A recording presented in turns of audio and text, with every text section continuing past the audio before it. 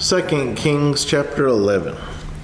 When Athaliah, the mother of Ahaziah, saw that her son was dead, she arose and destroyed all the royal heirs. But Jehosheba, the daughter of King Joram, sister of Ahaziah, took Joash, the son of Ahaziah, and stole him away from among the king's sons who were being murdered. And they hid him and his nurse in the bedroom from Athaliah, so that he was not killed. So he was hidden with her in the house of the Lord for 6 years, while Athaliah reigned over the land. In the 7th year, Jehoiada sent and brought the captains of hundreds of the bodyguards and the escorts, and brought them into the house of the Lord to him. And he made a covenant with them, and took an oath from them in the house of the Lord, and showed them the king's son. Then he commanded them, saying, "This is what you shall do. 1/3 of you who come on duty on the Sabbath shall be keeping watch over the king's house. 1/3 shall be at the gate of Sur, and 1/3 at the gate behind the escorts. You shall keep the watch of the house, lest it be broken down. The 2 contingents of you who go off duty on the Sabbath shall keep the watch of the house of the Lord for the king. But you shall surround the king on all sides, every man with his weapons in his hand, and whoever comes within range, let him be put to death. You are to be with the king as he goes out and as he comes in."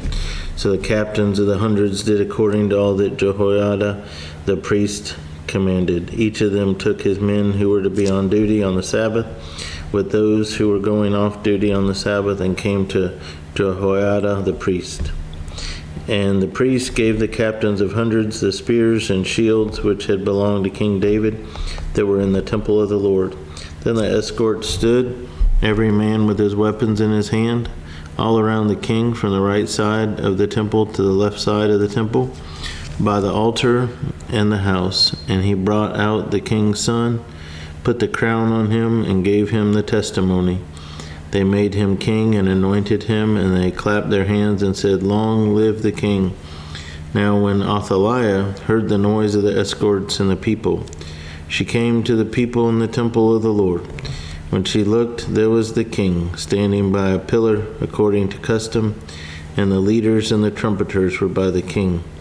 All the people of the land were rejoicing and blowing trumpets. So Athaliah tore her clothes and cried out, "Treason! Treason!" And Jehoiada the priest commanded the captains of the hundreds, the officers of the army, and said to them, "Take her outside under the guard, and slay with the sword whoever follows her." For the priest had said, "Do not let her be killed in the house of the Lord." So they seized her, and she went by way of the horse's entrance into the king's house, and there she was killed. Then Jehoiada made a covenant between the Lord, the king, and the people, that they should be the Lord's people, and also between the king and the people. And all the people of the land went to the temple of Baal and tore it down. They thoroughly broke in pieces its altars and images, and killed Mattan, the priest of Baal, before the altars, and the priest appointed officers over the house of the Lord. Then he took the captains of hundreds, the bodyguards, the escorts, and all the people of the land, and they brought the king down from the house of the Lord, and went by way of the gate of the escorts to the king's house. Then he sat on the throne of the kings. So all the people of the land rejoiced, and the city was quiet, for they had slain Athaliah with the sword in the king's house. Jehoash was 7 years old when he became king. 7 years old.